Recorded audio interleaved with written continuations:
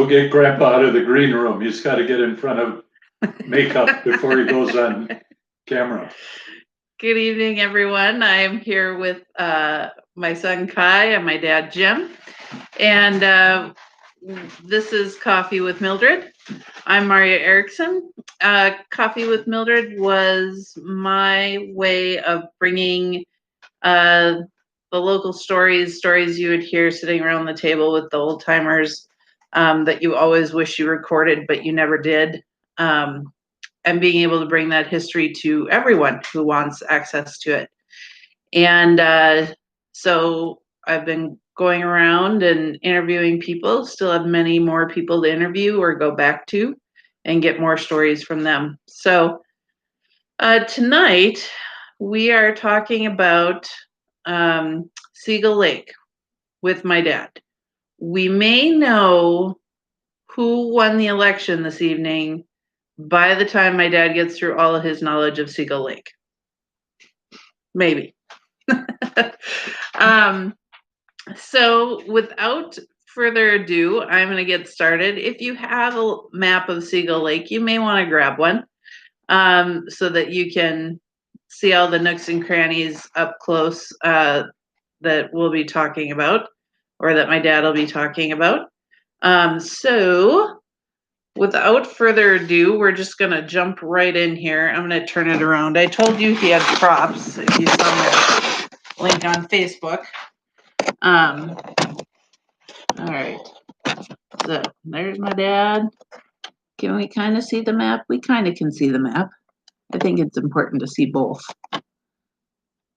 Let me, if you're watching, anyone make a comment about what you can see or can't see or how it's going, and we can make adjustments if needed.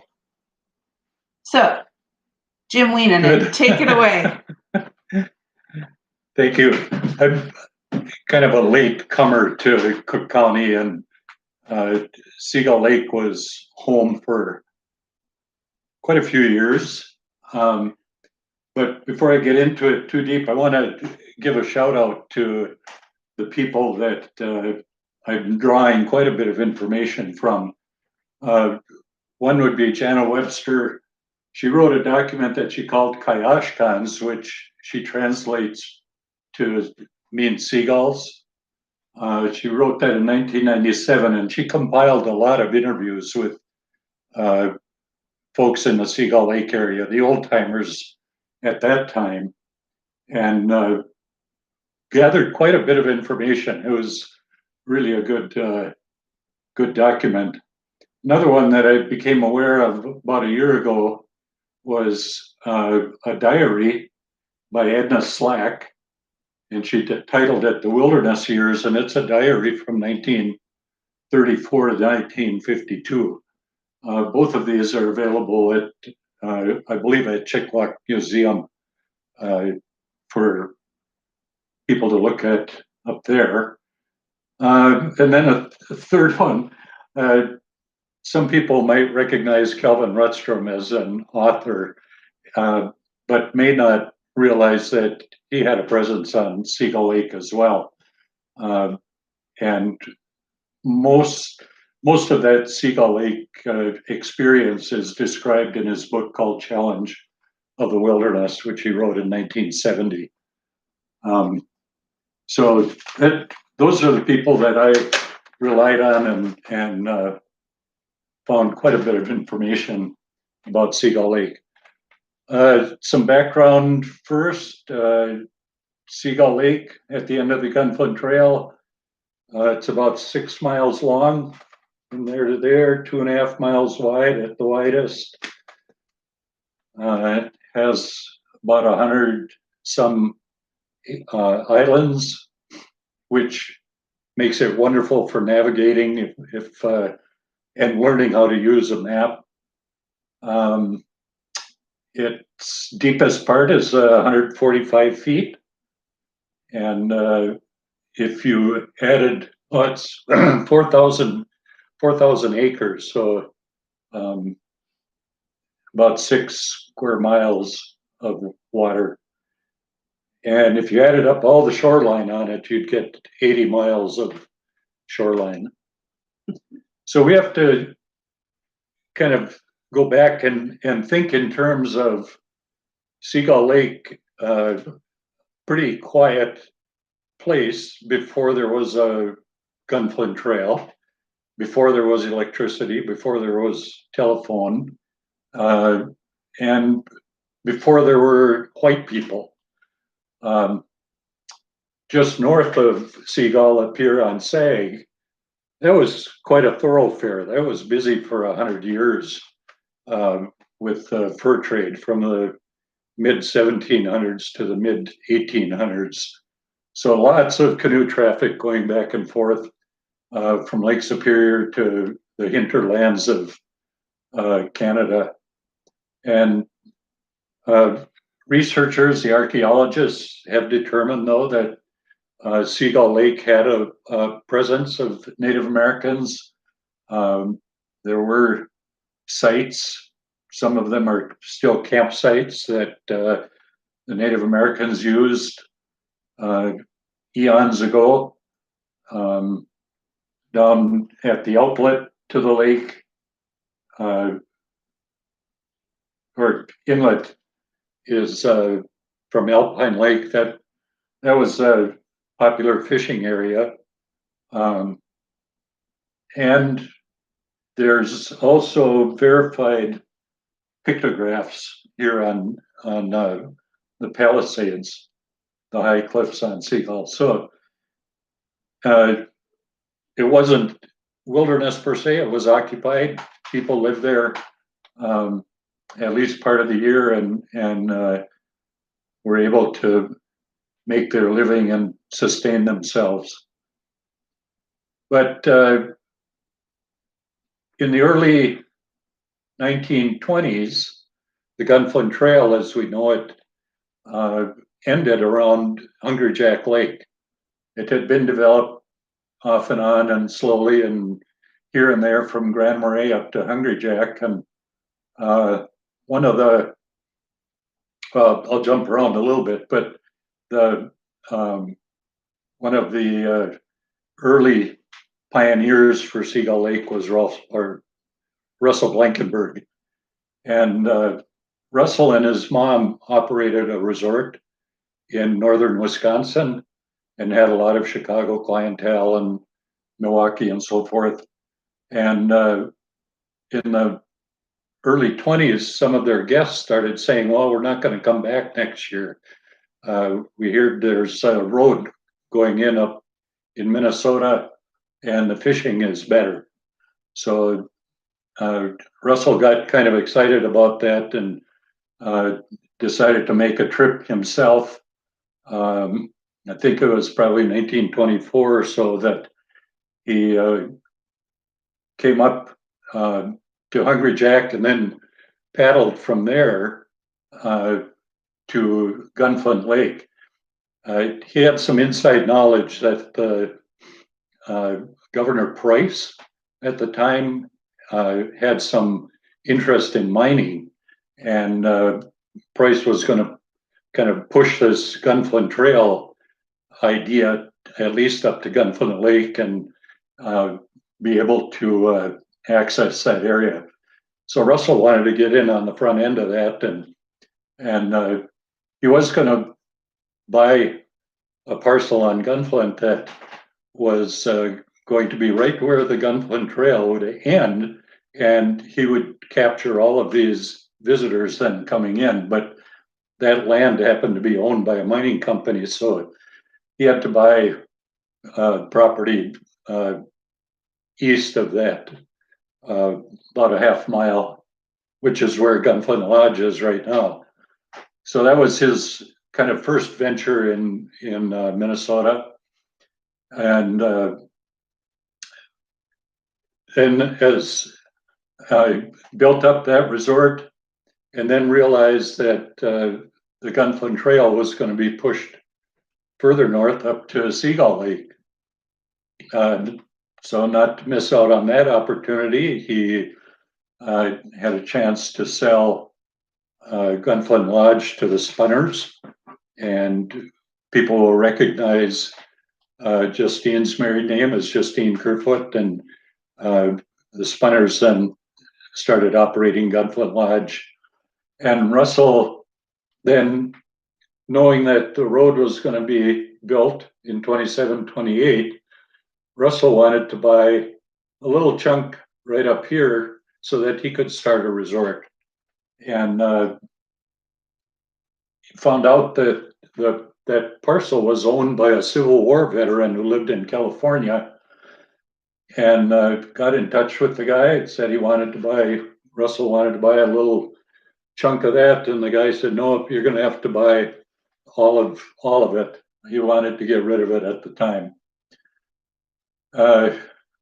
So Russell bites the bullet and buys the shoreline, basically all of that northeast corner of Seagull, and he just wanted the sand beach over here. So that was kind of his inroad then to Seagull Lake in 1928. But kind of even before that, there was a fellow by the name of Jimmy Dunn who started paddling in the Arrowhead, logging, working in the lumber camps, whatever, back in 1913. And he was a guide then for a while at Poplar Lake in the early 20s. And in 1926, Jimmy Dunn buys some property down here on Seagull and decides that's where he's going to build his resort. So he buys the property in 26, and by 1931, being able to drive up here now and motor all of his supplies down here, he's able to start his resort down here. We're going to try to fill this in with people that come into Seagull and how things kind of grow from that early period. So also in 31, one of the Waters brothers, Willard Waters, came up from Iowa, and this is on the tail end of the Depression. His family, his brothers, or his parents operated a farm. Things were really tough during the Depression, and Willard was able to come up, work for Blankenbergs, do other things, but eventually get a little parcel up here on Gull Lake. And he was the first of the Waters brothers then to arrive. How many Waters brothers were there? 3. Oh. Willard, Clifford, and Francis. Willard came up first in 31, convinced his brother Clifford to come up in 32, and Clifford then started to build cabins. He worked for Russell, just about everybody that first came up got a job guiding or whatever for Russell. But Clifford started to work with Jack Miles. Jack Miles wanted to camp out in the summer up on Sag. So they set up a camp up there, tent platforms and the like, and it was pretty comfortable until Jack decided he could buy a piece of property. So he bought not just a lot, but he bought a lot of land, all of Miles Island, or what we call Miles Island now. And Clifford helped him build his cabins there. Started with kind of their house and then a couple of rental cabins. And eventually there were 5 cabins altogether on Miles Island. And about the same time, the Mayos, Andy Mayo, bought property down on this end, about 120 some acres down here. And this, the property was bought by Bauman to start with, not the Bauman's currently on the trail, but Sue, which wasn't her name, I think her name was Martha, but Jimmy Dunn got it confused. And when he was asked who the newcomers were, he made up a name and said it was Sue. So her name became Sue after that to all the locals. But Sue and this Bauman eventually got divorced, and Andy married Sue, and they started to build their resort down here called Wildwood. So Wildwood Resort was in that area. And then So this is the early 30s, and there's already like 1, 2, 3, 4, 5 resorts kind of on Seagull. I would call it 3. This would be Seagull Resort over here. And yeah, it's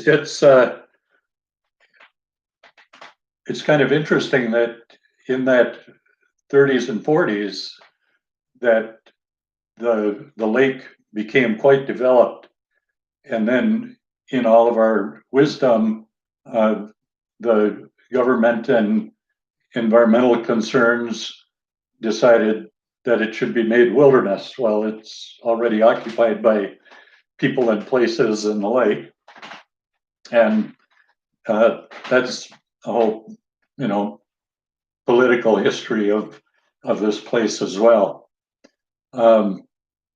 So by 1928, Russell's there. He's also has property up on Sag up here, and he had bought brand new wooden boats and oars and whatnot, and his customers would take the boats down here and drag them over the falls and down the rapids and want to go fishing on Sag.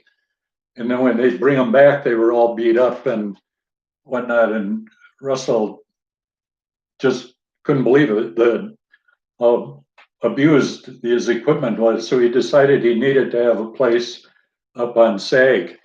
Well, there was there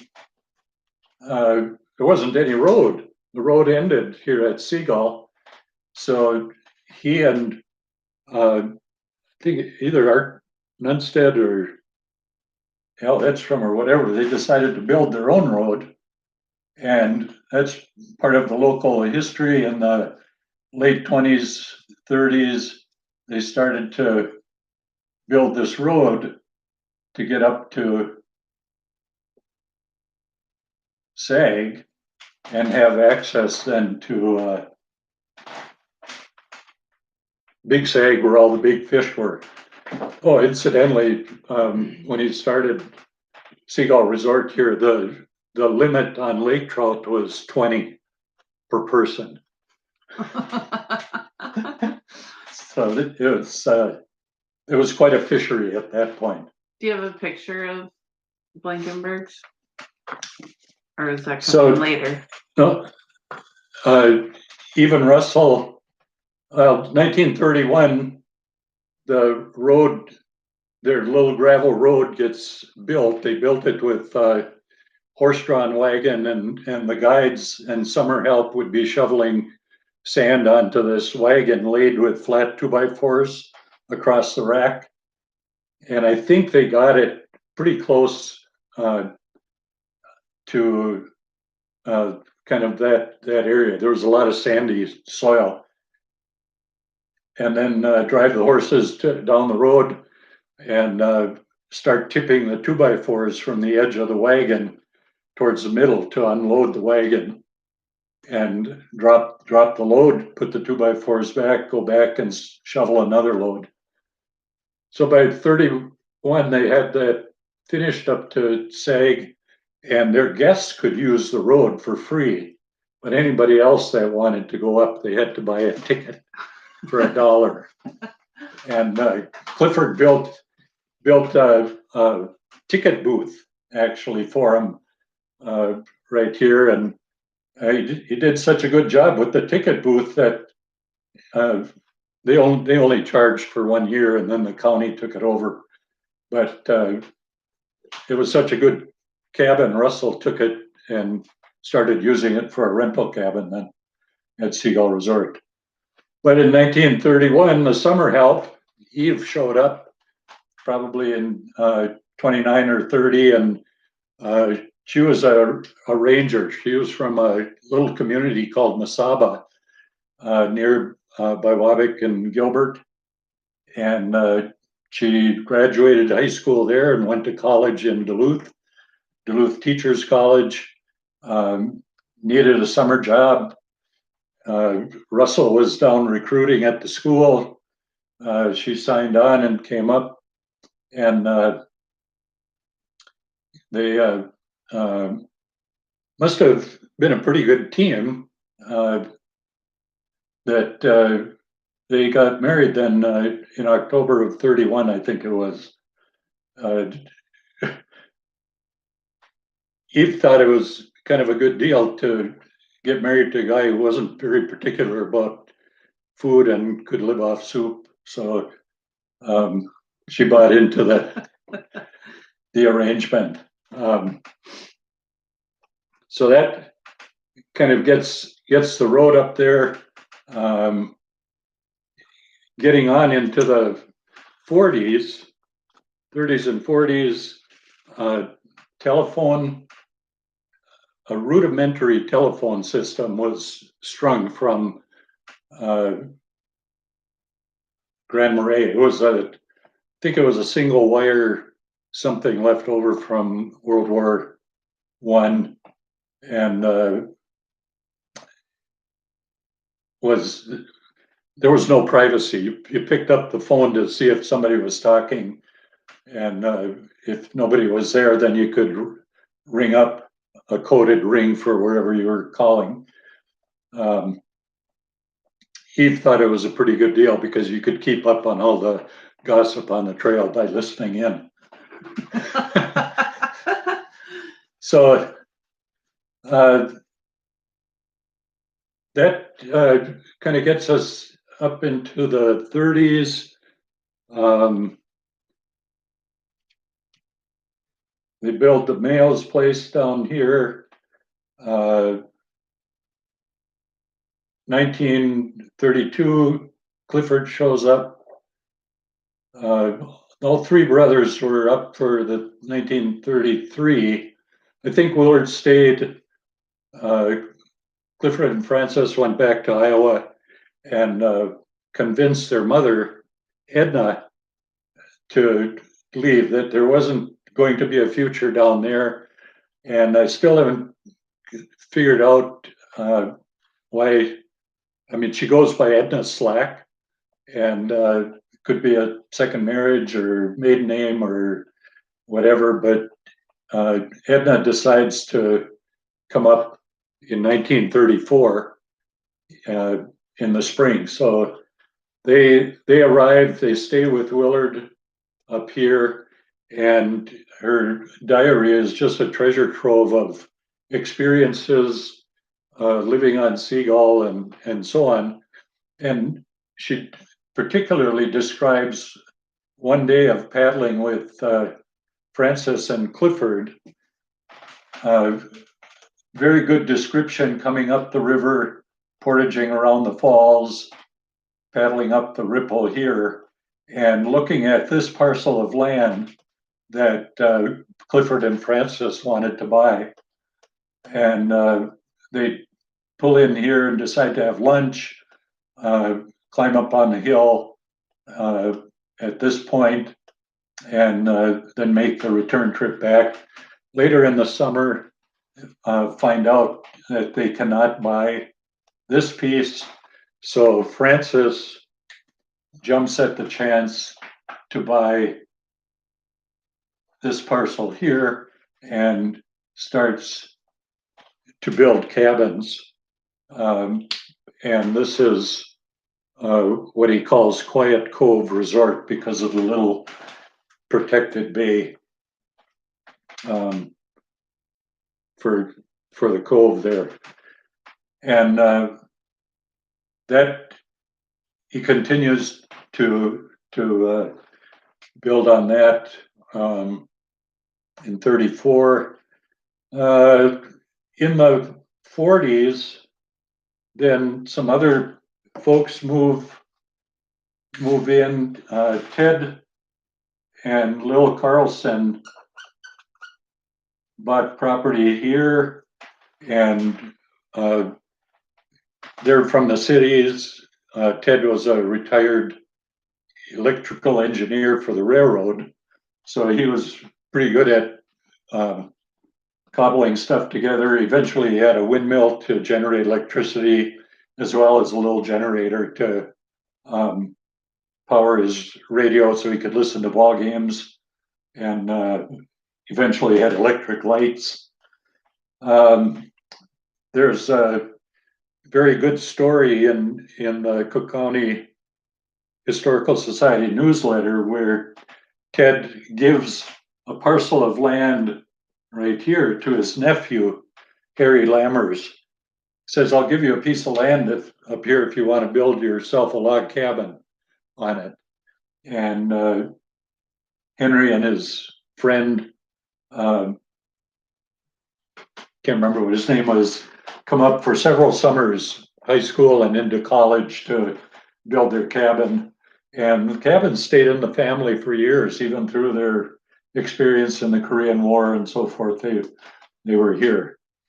Rolf Skrine is another fellow. He had come up before the war, did some work for Blankenbergs, and then decided this was the place he wanted to be. So after the war, he came up, got a job again, started helping build buildings for other folks. And one day he was down here at Wildwood talking to Andy, and some years before, Andy had sold a parcel to Ashton, and Andy told Rolf that if he knew of anybody that wanted some property, because this Ashton fellow was going to sell, and Rolf jumped at the chance and was able to build his place then right there.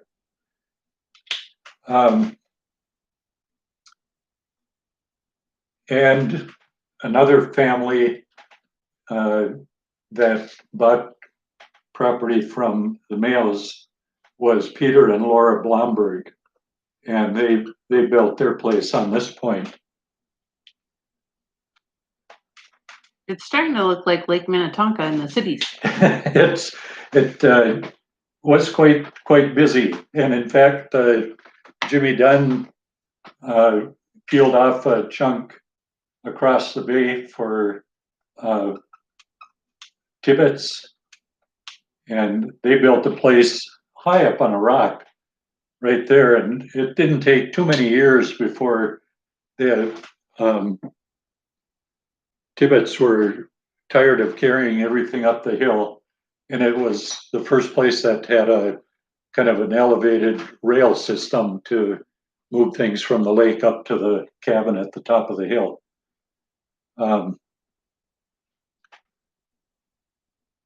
In 37, well, let's see, 45 was the Blombergs. Another couple of guys bought property from Russell, and it was Richard Rosencrantz was kind of the primary, and he started Diamond Willow Lodge up here, and that had all kinds of problems, relationships with partners and whatnot. Had a hard time making a go of it. So that kind of gets us into the middle 40s, and then a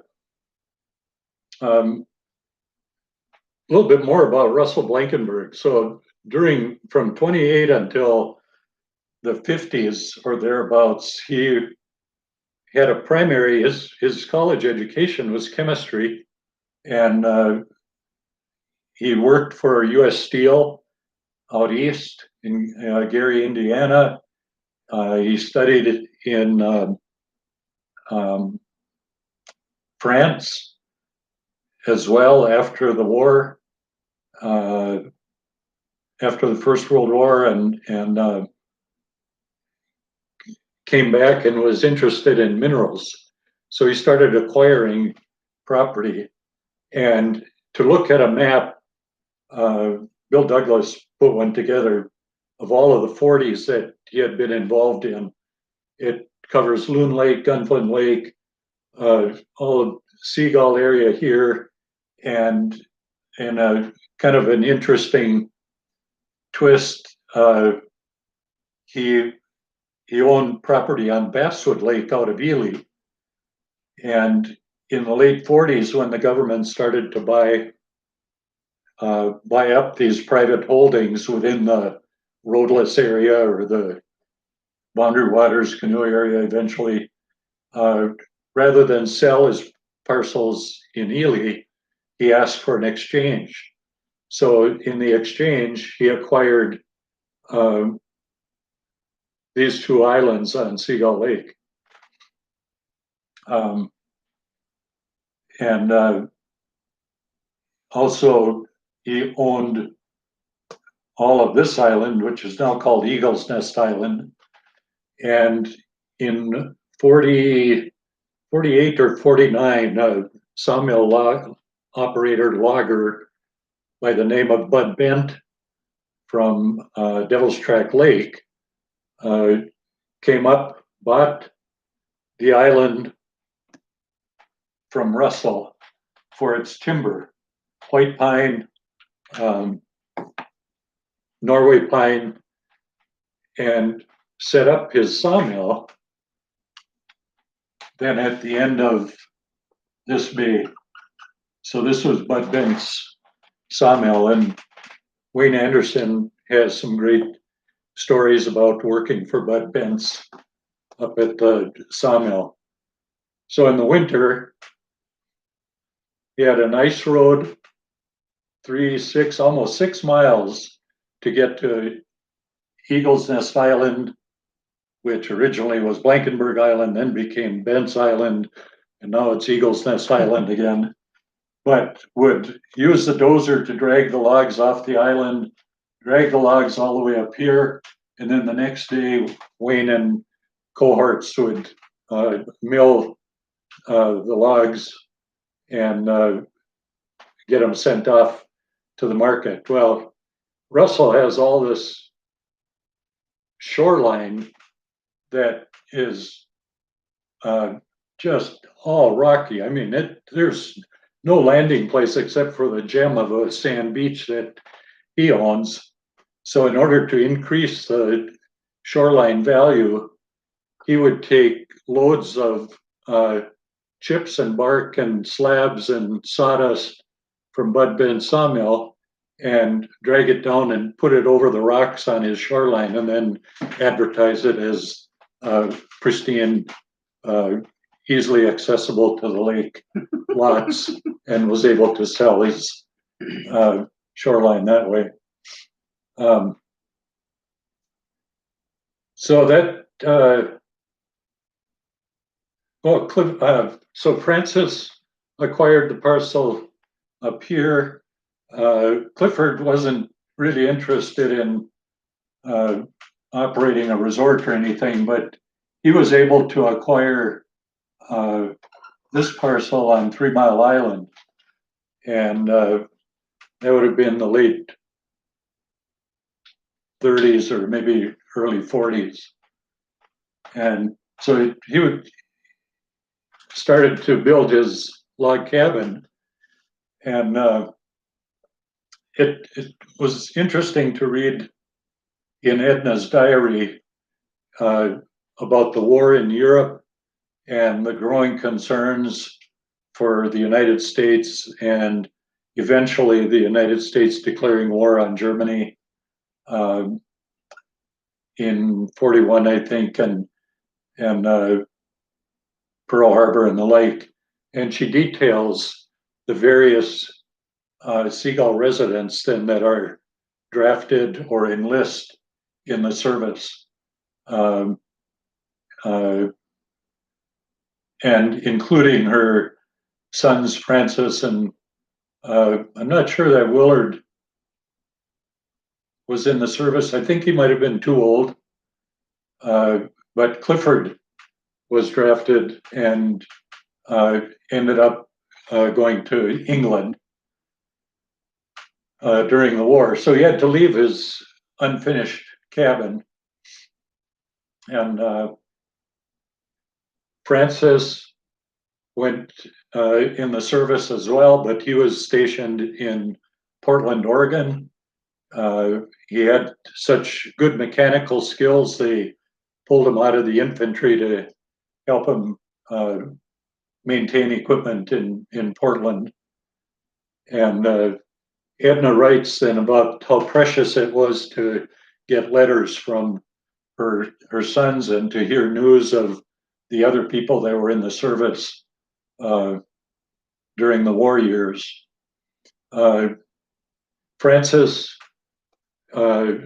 meets a woman in Oregon and gets married and comes back. Peggy and Francis then operate the resort through the late 40s and into the 50s.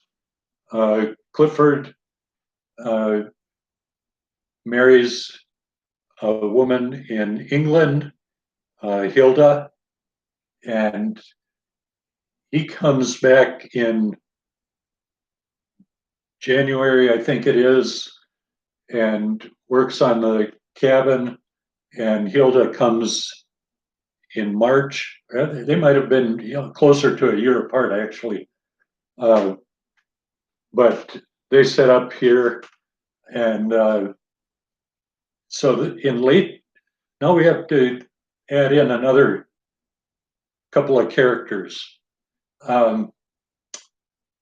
Kelvin Redstone was distinguishing himself as a writer and author in the 30s, writing articles for True Detective magazine, and also had an interest in the North Woods.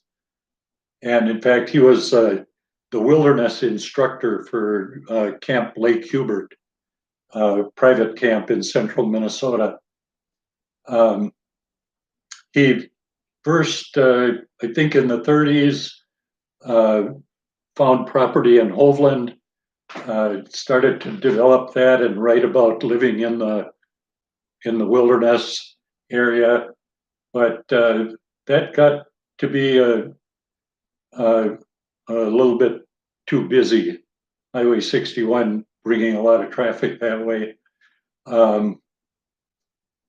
And during the war in 45, a fellow from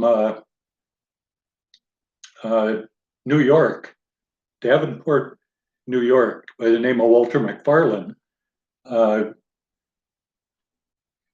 was finished high school in Davenport and went to college at Pratt Institute because he was interested in art. But he finished his degree in 1940, was brought into the service, had to go overseas.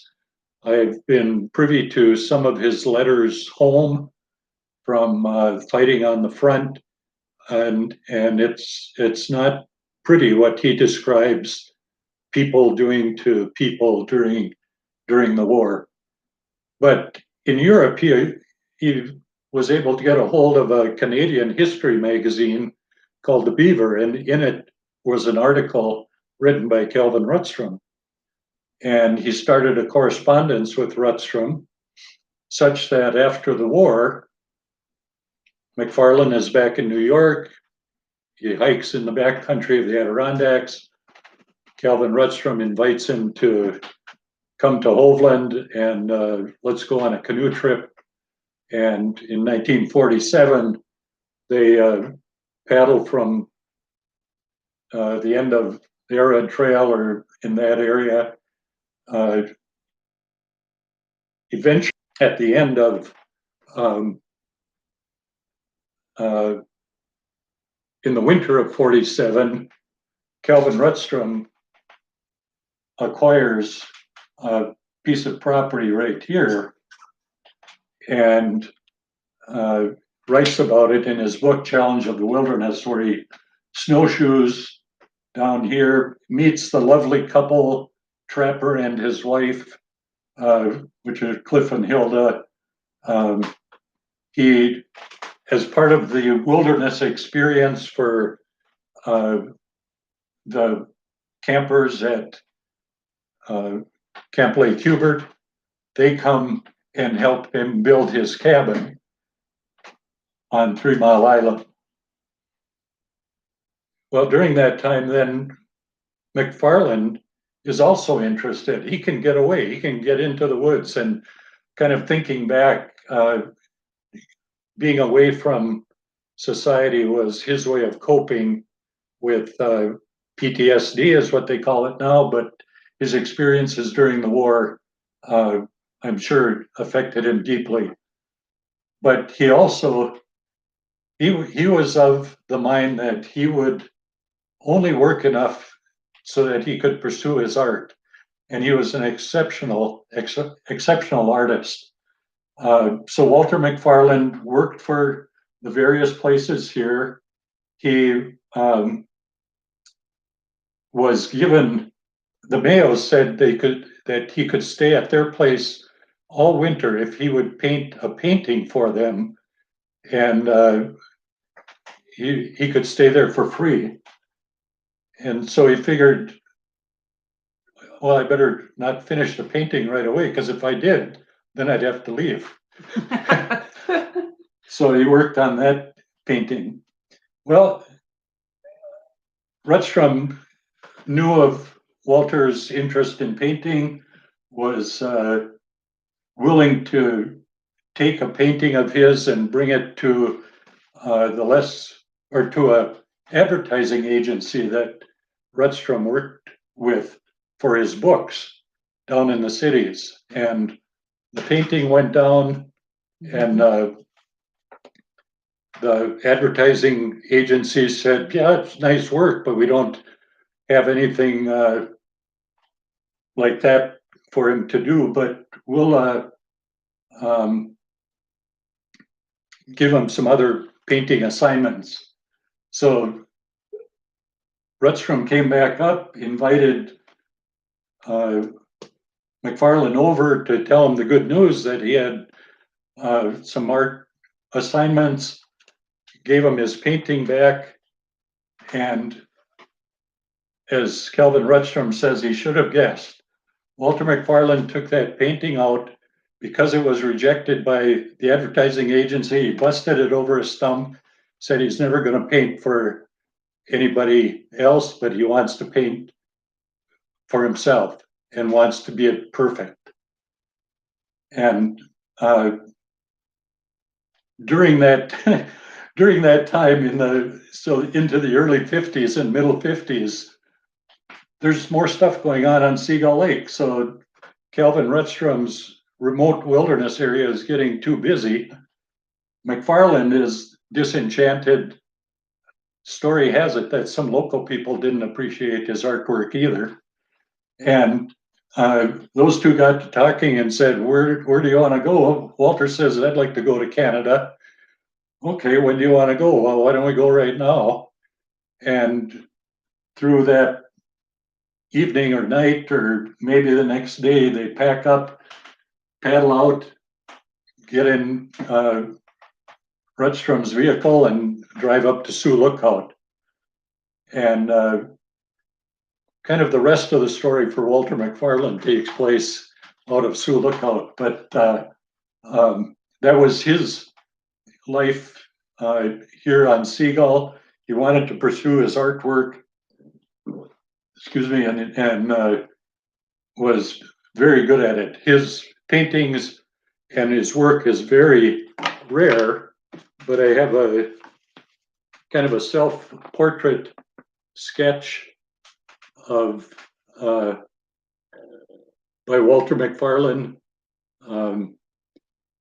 I don't know where the original is, but this print is fairly popular, and that's not far off from what people would describe, or how people would describe him. In Sioux Lookout, he was a timber cruiser, fire tower lookout person, variety of jobs, again, just enough income so that he could pursue his painting. And I had an opportunity, Rebecca and I, to go up to Sioux Lookout and be able to visit Walter before he passed away. So this was him in his late 80s. Had a very remarkable visit with him. So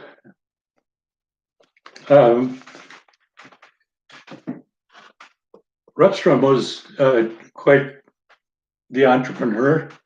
He was always looking for land and opportunities, and in that late 40s period, knowing that the road was going to eventually get built out to the campground, he found some private parcels right here. And he was convinced Rolf Skrine to start an outfitting business. So Rolf leased a parcel of land from Redstone and started Way of the Wilderness Outfitters. And you'll recognize that name also from one of Kelvin Redstone's book. The Way of the Wilderness was his first manual on how to live and travel in this country, and the later volume called The New Way of the Wilderness expanded on that.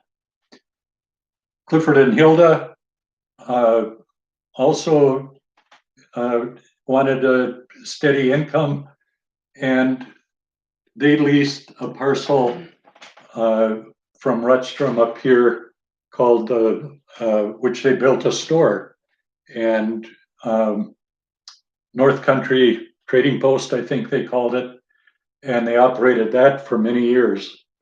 Do you have a picture of that? So, picture of the front of the store in the middle, the cabin that Clifford built on 3 Mile Island right here. They would bring in firewood, catamaran style on the boats, and Clifford and Hilda and daughter Barbara celebrating Christmas in their log cabin.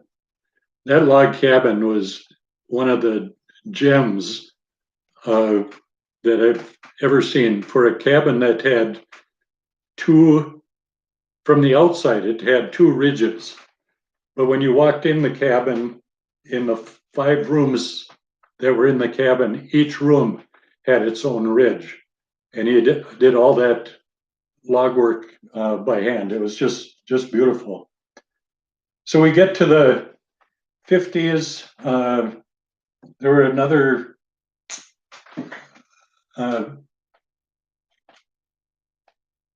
couple guys, Sowers and Horak, had a place down here. The government then began the buyout process, and slowly these places started to disappear.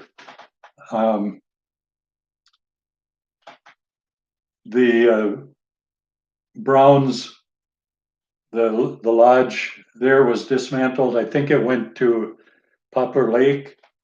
The Tibbets, their place sold to the government or the Isaac Walton League or whatever. They dismantled that building and rebuilt up here on the East Shore on one of Russell's lots.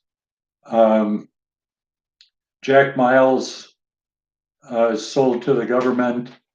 3 of his cabins ended up on Fishhook Island as part of Wilderness Canoe Base.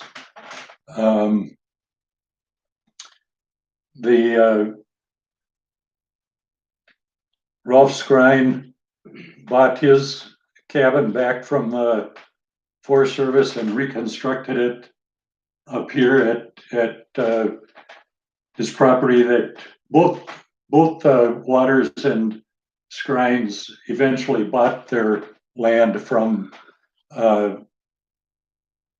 Rutstrom. Rutstrom's cabin sold. That was dismantled and became the outfitting building, I think, at Way of the Wilderness. The Blombergs, one winter they had Andy Mayo in the late or middle 40s build a boathouse, and he didn't build a boathouse necessarily. It was apparently more like Fort Knox. There was so much concrete in it that after the Forest Service bought it and had to demolish it, they used way more dynamite than they thought they needed to destroy that boathouse. One of the small log cabins from Blomberg's came to Wilderness Canoe Base, and I think that was the original log sauna.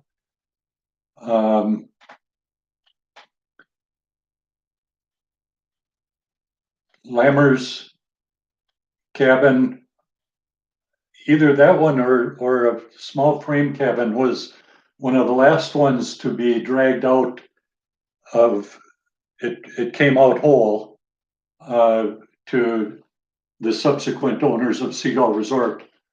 So that cabin was dragged around the lake all the way up and was part of Seagull Resort.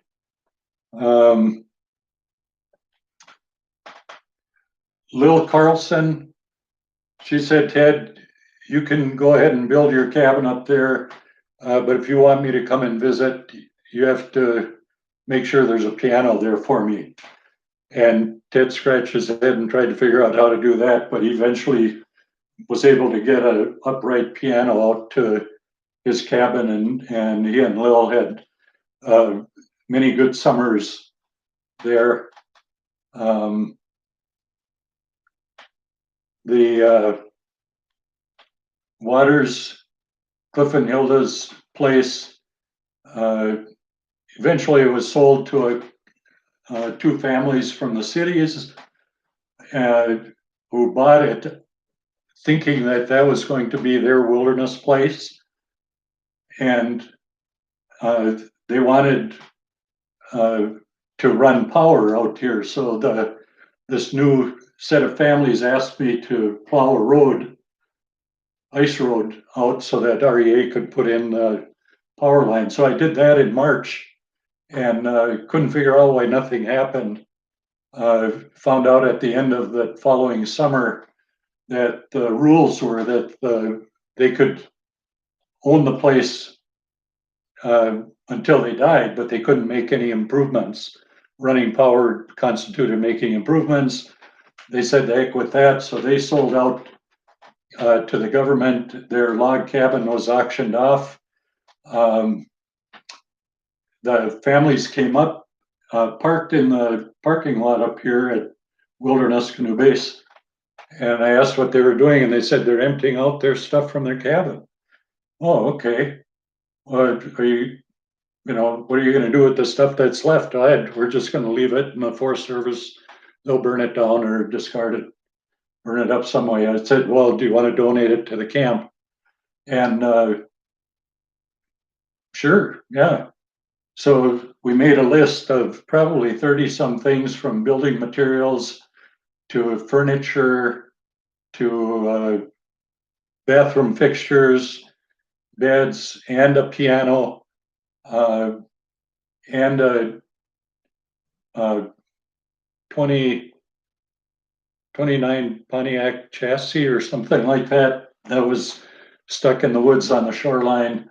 But Wilderness Canoe Base helped clean up that site then. The log cabin was auctioned off. Wilderness Canoe Base didn't quite bid high enough.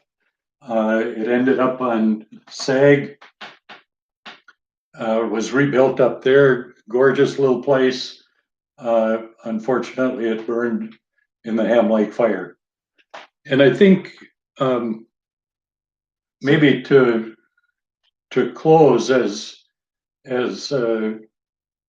people, we kind of have this picture of people coming and going from the 1700s, 1800s, the occupancy by landowners and the like, and then becoming wilderness. Well, Mother Nature has her way of impacting the area as well. And many of us and many of you will remember the 1999 blowdown, the windstorm that swept through this area especially, and took down millions of trees. And then the forest fires, the 2005, the Alpine fire that burned this area up here, and that's coming back.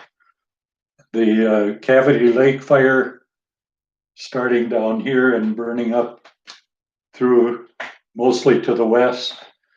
And then in 2007, the Ham Lake fire coming up, first going northwest, creating about a 10-mile, 12-mile front for a northeast shift in the wind and burning up the east shore of Seagull. But even prior to that, I mean, there was the Roy Lake fire. Roy Lake fire, 1976. Up here, Prayer Lake fire, 74. Up here in 06, I think, 05, the prescribed burn on 3 Mile. Several other smaller fires, but definitely a gem of a lake in the Boundary Waters, a real gift for visitors to Cook County to be able to drive up to the end of the trail, getting the services of Seagull Resort or Seagull Outfitters and Voyager Canoe Outfitters and others, recommending camping on Seagull. There's 40 some campsites now. Some of those campsites are former cabin locations. If you look carefully in the spring, you can find the resort site by the smell of the lilac bushes and the roses. So thanks for taking a tour of Seagull Lake. All right, very cool. Thank you, Dad. Oops. Thank you, everyone, for joining us this evening. The next week is Marlon and Nancy Hansen. We'll be going out to chat with them. As a reminder, Cook County Historical Society. You can go to our website, cookcountyhistory.org, and become a sustaining member. Thank you to the Cook County Home Center this evening for helping provide the glass for my dad's props so he could use the dry erase. Hit subscribe and like if you like this channel and the things that we have going on. You'll be the holiday season is coming up, so my schedule is going to be a little wonky. If you hit subscribe, then you will be able to be notified when I have a new video that's out there, or if I'm going to be going live at a certain time. So just kind of worked out that way that's how we're going to be doing it. And I know that there are some good ones at the care center that I would like to get in and chat with. So we'll be seeing you guys soon. Feel free to comment, send me suggestions of people you think that I should talk to as well. Have a good evening. Good luck with the election, everyone.